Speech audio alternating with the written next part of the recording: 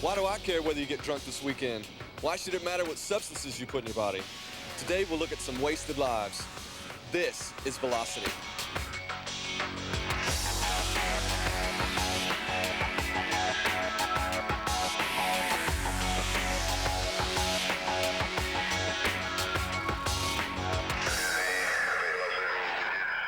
We're talking today about drug and alcohol use among teenagers, and guess what?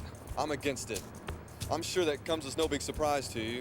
I mean, you've got teachers and principals and parents and pastors and even public service ads on TV all telling you to do the same thing. Don't do drugs. Don't drink. Just say no. I don't know you personally, and you don't know me. I mean, I'm just a face on a screen. Nothing I can say on this video will make you say no to drugs and alcohol. The choice has always been yours. But maybe I can scare you a little or even inspire you. Hopefully the stories on this tape will help you see the harsh truth about drug and alcohol abuse. Take a look at Misty. With everything going for her, a family friend suggested that she enter the Miss Teen Arizona beauty pageant.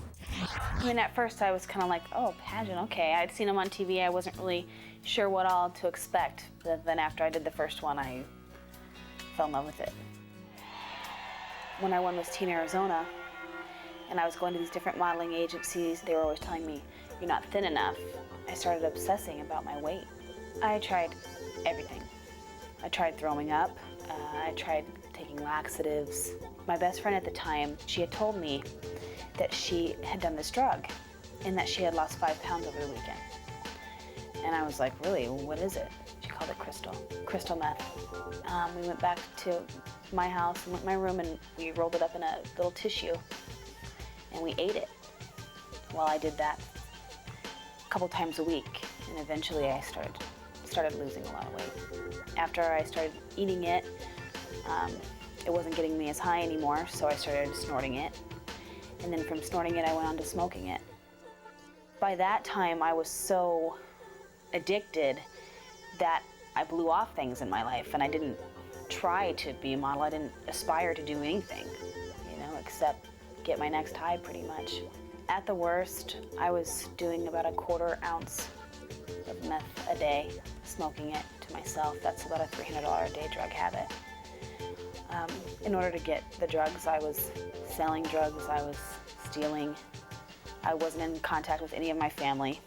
They would try to call me, and I knew that they knew, and they were trying to do everything they could to stop me, but I just didn't want to face them because I was so ashamed of myself. Getting arrested was my rock bottom. That's what saved me, that and God, because I think God knew that I wanted to stop, that I wanted something else for my life, and He knew that that was the only way that I was going to stop. Nothing else would stop me except death. For 4 months of my time, I spent in A Tower, which is like a lockdown facility. You're out 1 hour a day. You get 2 meals a day. It's pretty much all bread. You get like 6 pieces of bread, 3 pieces of bologna, which is sometimes green. You take a shower with 20 other people. There's never hot water.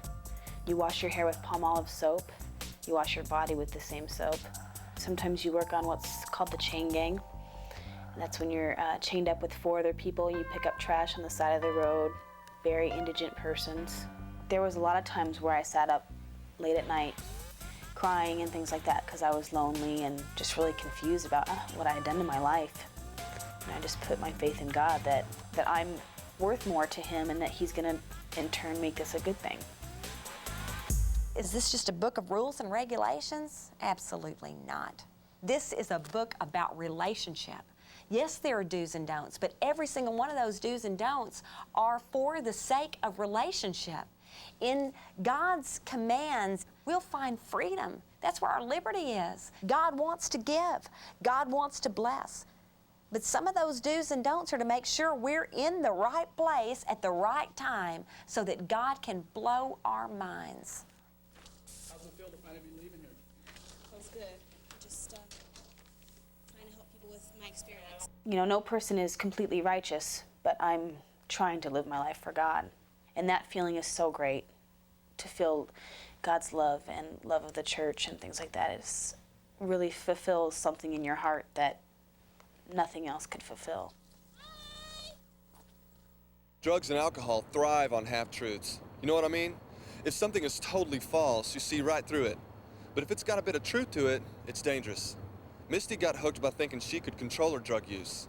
She didn't start out thinking she'd be a drug addict serving time in prison. Steer clear of even casual use of these dangerous substances. Just curiosity and experimenting can lead you into a trap. Take a look at Rance. Football, it's the world to me. I couldn't live without it. I'm going to try and play in college. It's how I was raised.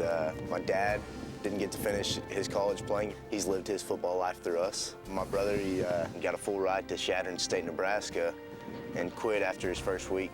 Just didn't want to play football no more. That's when I felt like I was the last one left, and I've got to be bigger, better, and stronger than my brother was. That way, mentally and physically, so I can withstand, being able to play college ball. In his desperate attempt to satisfy the expectations of family and friends, Rance was willing to try anything to gain a competitive edge. I got it from a friend, who'd got it from a friend, who'd got it from a friend. And he'd pulled it out of his golf bag and was like, hey, I got this from so-and-so. I'm like, okay, And I'm like, what is it? And he said, Verve, it's body enhancement, muscle building, renutrient. He told me, it'd give you a boost of energy. When I felt that boost of energy, he's like, it'll make you stronger. I thought I was stronger. I could push harder, I could last longer. My workouts could last for 2 hours if I wanted them to. This bootleg drug became part of Rance's regular workout routine. He knew other guys on the team were taking it, so he assumed it must be safe, until it almost killed him. I went home, got changed, went back up to Powerhouse and worked out again and doing my normal routine double workout days, and came home and got on the internet, and I didn't remember anything after that. I passed out, and my brother was, shaking me, trying to wake me up. They called it what they call stage 4 sleep. It's a coma. My heart had stopped twice, and woke up 3 hours later, family around me, and I had this huge tube stuck in my throat. I was sitting there writing on a piece of paper because I couldn't talk. Just don't let me die. I won't ever do anything like this again. And I was sitting there crying to my brother, and I'd never cried like that before. And I was just scared of dying. Rance took a bootleg drug known as Verve, Yellow Bull, or liquid ecstasy. He operated under the half-truth that this drug could help him function better. He thought he was stronger, but this batch contained some of the same chemicals found in household cleaning fluids. Chemicals that could have left him in a permanent coma or dead. The way that we can handle the pressures that come to us, there's so many pressures that come at us in different ways, shapes, and forms. A verse that has really helped me is 2 Corinthians 3:5, and it says, our adequacy does not come from ourselves, but it comes from Christ, who's made us adequate of a new covenant. And I love that verse because the pressure's not on me. I'm just a follower. I'm just a sheep following the shepherd. The pressure's on God, and He can handle that. He can handle that without any problem at all. So there's great freedom in knowing that Jesus Christ is the one that is leading us. It's sad but true that in some cases the popular kids in school drink and do drugs. And if you don't, you get branded as some kind of backward religious do-gooder dork. But isn't it odd that in a culture that prizes individuality, you get pressured when making a courageous choice? Isn't this supposed to be a time of freedom? If our generation has taught the world anything, it's that we make our own cool. We'll be right back with more Velocity.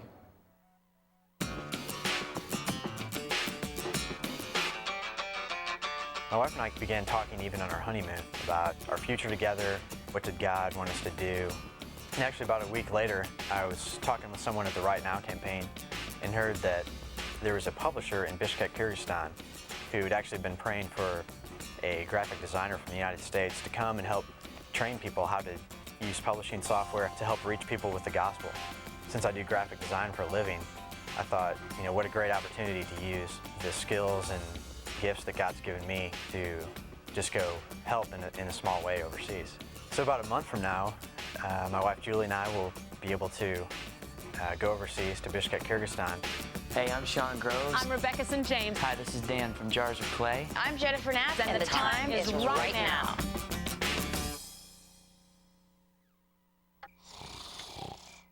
Frankie Chenoweth won't remember what a great time he had tonight. He says a real man can hold his liquor. When this guy dies, they can take out his liver and play football with it. But that's a small price to pay for a man to live the low life.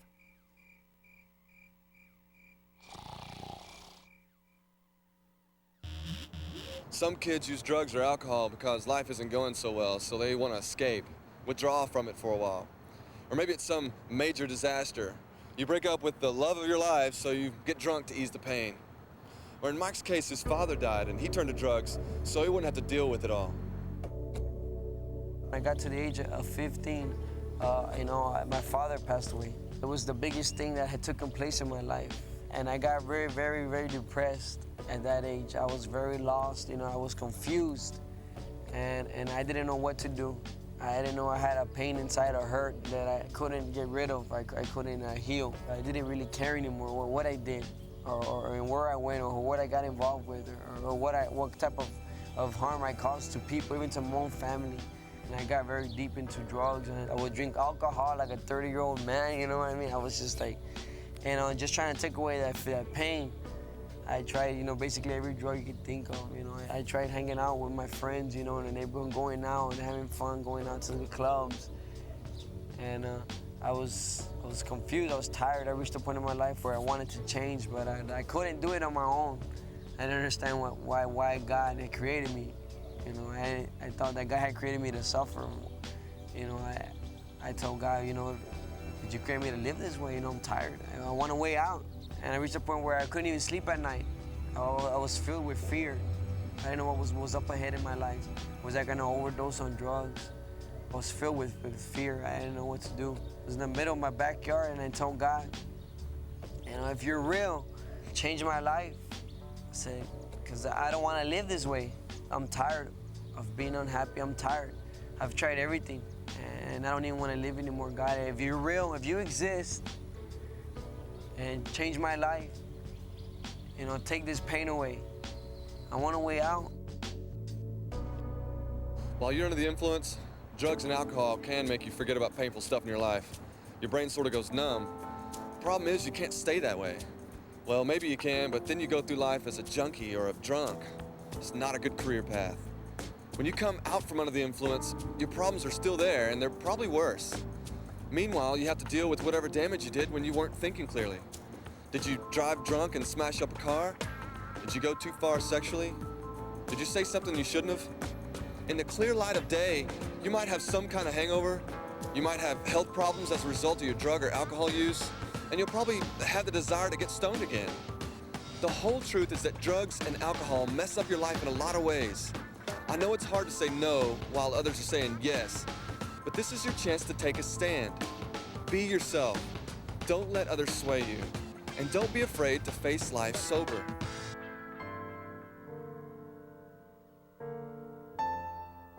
I always felt like everything that I did wasn't worth anything, that I was just a failure in life. I don't know, I just remember always being depressed, and I still went to school. I made good grades. I was in volleyball. I played sports, and I went to the youth group, and everybody thought I was okay, but on the inside, I was hurting. There was a part of me that I shut out to my family, shut out to my friends, and nobody could help me. I began to see people doing different things, and I was like, well, they look happy, maybe that'll make me happy too. So I began to go to parties. The drugs started coming around, and alcohol, and I was like, well, maybe I should just try it, it's something different.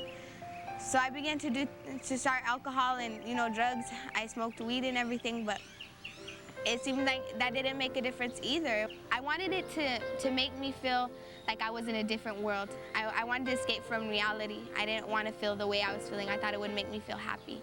That it would make me feel like, put a smile on my face and make me have joy, and like all my problems were gonna go away.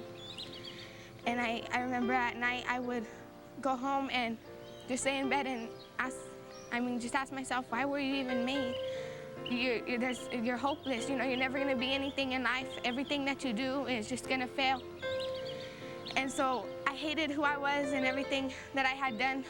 And I remember that just this pain inside of me that I couldn't get rid of.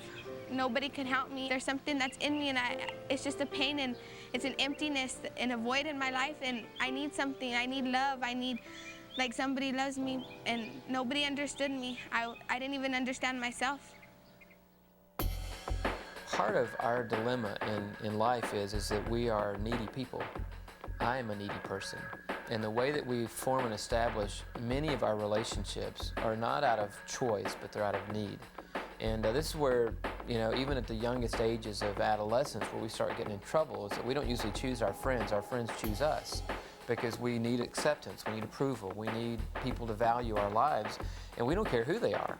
And that's why this mom and dad is over here going, I can't believe you're hanging around with this guy. What is your problem? And they're like, well, this guy accepts me for who I am. He doesn't judge me. He loves me unconditionally. He values me. He listens to me. And so that's why we hang out together. And the thing that we've got to somehow, by the grace of God, accomplish in our lives is coming to the point of establishing in our relationship this love affair with Jesus. A sense of being valued above all valuing, and a sense of being loved above all loving, and a sense of being cared about above all other participation in our lives, and saying, you know what, I have a God who loves me unconditionally. He accepts me just like I am. He's thoroughly invested in my life. And that's making me healthy enough to choose relationships, not let relationships choose me. Have you experimented with drugs or alcohol? Maybe you're getting high every weekend. You'd like to stop, but it's really hard. What can you do? First, get honest with God. Tell him just how sorry you are, how afraid you are, how angry you are, whatever. Ask and accept forgiveness. Ask for God's help in avoiding those choices in the future. The Bible assures us that God will forgive us when we come to him. Third, ask someone to check up on you. This will be hard, but you need to admit what you're doing to someone who cares about you and let them ask how you're doing. Next, sidestep temptation. You know the people, places, and situations that tempt you. Avoid them. Also, get some serious help. If you're really hooked, you need some serious treatment, and the sooner the better. Find an adult who can help you get help. And finally, find a different lifestyle. Whenever you say no to something, you need to say yes to something else. There's a verse in Ephesians that speaks about not being drunk with wine, but let the Holy Spirit fill and control you. Live in the incredible joy of God's Spirit. This is Eric Orson for Velocity. See you next time. On the next episode of Velocity. Bullies, discrimination, and rejection. Yeah, I felt a lot like I was picked on. I always got made fun of in school.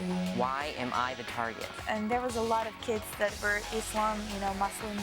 They were telling me that I don't belong. I felt disgusted with myself. It made me suicidal. My purpose in life is to be an extension of his love to the people in this world. Becoming a Christian isn't adding God to who you are. It's taking on Christ.